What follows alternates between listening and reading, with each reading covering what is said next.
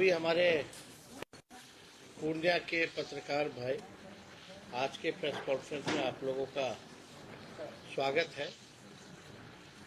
और कल रात में हम लोग बनमनखी पहुंचे थे और बनमनखी में आपको पता है कि 8 लोगों की मृत्यु हुई थी सड़क हादसे को लेकर के।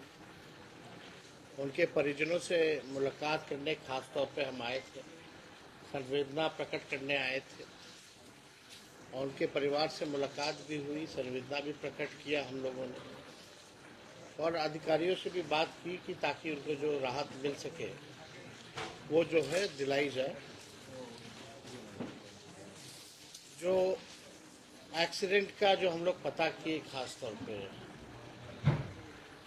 मक्का सुखाने के लिए रोड पे जो लोग मक्का सुखाते हैं, इसके वजह से जो ये पूर्णिया प्रमंडल के कई ज़िले हैं जहां मक्का का उत्पादन बहुत होता है, उस वजह से ये सड़क हादसा जो है, जो हमको महसूस हुआ उनसे बात करके पता चला। इस बात की पीड़ा है कि एक आध नहीं, अनेकों एक्सीडेंट जो है मक्का सुखाने की वजह से होता है। लेकिन चिंता की बात है कि प्रशासन और सरकार जो है इसकी परवाह नहीं करती, चिंता नहीं करती और सड़क हादसे रोकने के लिए या मक्का सुखाने के लिए कोई भी ऐसा व्यवस्था सरकार द्वारा जो है नहीं की गई। आगे तो आप देखिएगा कि महत्वपूर्ण विषय है।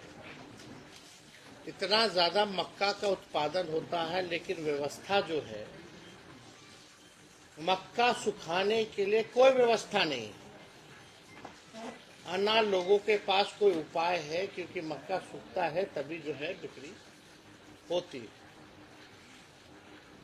हम लोगों के ख्याल में आया है कि इन क्षेत्रों में जहाँ भी सड़कों पर मक्का जो सुखाया जाता है, हर पंचायत में इसकी व्यवस्था हम लोग मक्का सुखाने के लिए किया जाएगा, ताकि सड़क हादसे भी ना हो और एक व्यवस्थित ढंग से लोग जो है मक्का भी सुखा पाए और सरकार डायरेक्टली जो है उनसे मक्के की खरीद भी कर सके।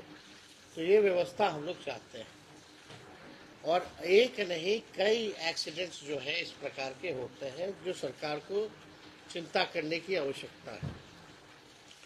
दूसरा, हमारे सामने आप देख रहे हैं बैठे हुए हैं, हस्बैंड हैं, वाइफ हैं, इनकी पुत्री के साथ जो है इनका जैसे कहना है, कल रात में हम मुलाकात भी किए। 14 साल की पुत्री रही, इनके साथ, इनके पुत्री के साथ बलात्कार हुआ, इनको जान से मार दिया गया, लेकिन कार्रवाई के नाम पे जीरो है। जो मुख्य आरोपी है उनको छोड़ा जा रहा है और पुलिस प्रशासन भी जो है इनको न्याय नहीं दिला रहा, बल्कि अपराधियों को ही संरक्षण देने का काम कर रहा है। और इस तरह के हादसे अति पिछड़ा परिवार, धानुक परिवार से आते हैं और इस तरह का हादसा होता है तो न्याय गरीबों को जो है मिलना चाहिए।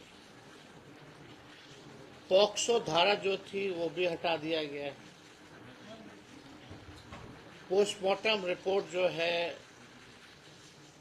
उसको भी जो है कहा जा रहा है कि रिपोर्ट जो है ढंग का नहीं आया है। कई दिनों से इनकी मांग थी, ये अपनी बात को भी रखना चाहेंगे, तो हम चाहेंगे कि इसके बाद जो है हम अपनी बात को रखें।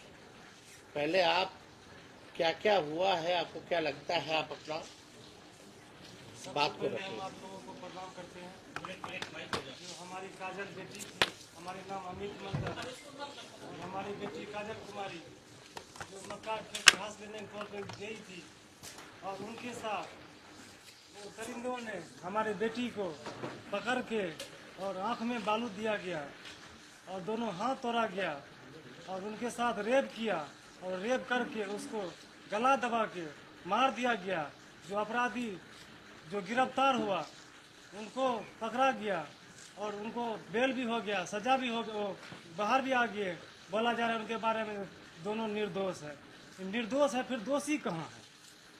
शंकर सिंह विधायक जो विधानसभा से हैं, और क्या कहते हैं जो आए लेसी सिंह ये, और आनंद प्रकाश जो रघुवंश नगर थाना का जो बड़ा बाबू है, वो तीनों चारों ने मिलके और हमारे केस को नॉर्मल कर दिए, उनको बढ़ा दिए, उसको मजबूती कर दिए। भी दोनों लड़का निर्दोष है, इस घटना में दोनों लड़का शामिल नहीं है, बाहर है।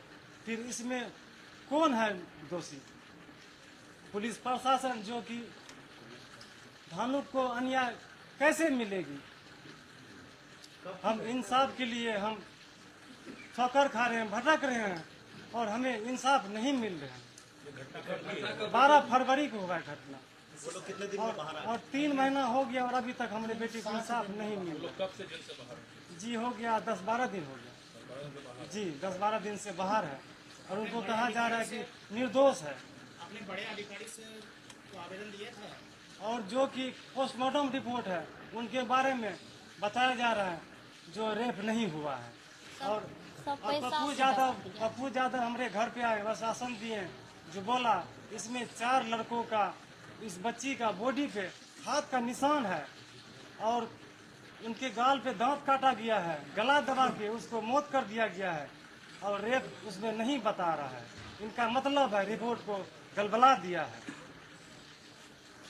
ये देखिए, ये परिवार के लोग हैं और इनका साफ तौर पे कहना है कि कोर्ट के साथ जो है छेड़छाड़ जो है वो की गई।